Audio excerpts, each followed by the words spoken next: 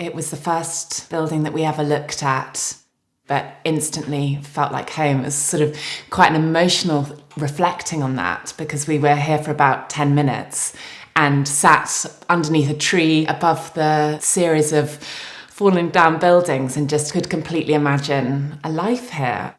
I think it was on the second visit I realised how much work was to be done, and that has taken time.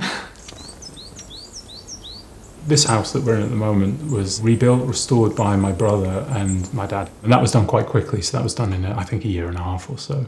And then we moved in towards the end of that process. But then the buildings around the site have sort of progressively happened over the course of a decade.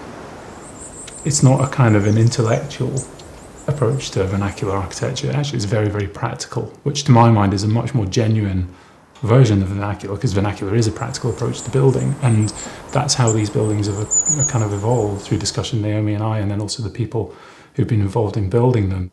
It's those relationships that have rebuilt this place for the next 120 years, what have you, rather than an architect sort of saying, right, this is what we're going to do. It's been this kind of really beautiful organic discussion at all times. We're just passing through, others have passed through, and in the future yet more will pass through. And I think it was important to us that these buildings that were in a state of disrepair have a future. It deserves to be lived in. I'm so glad that we took our time, as we've really got to know the buildings, the feeling of this place. I felt that it would be really easy to mess it up, to get rid of the qualities that made it such an emotional draw for us. And that connection with the landscape was something that took time to understand. There's this lovely sort of slow architecture, which I think about this place, that is, the values of doing something well once.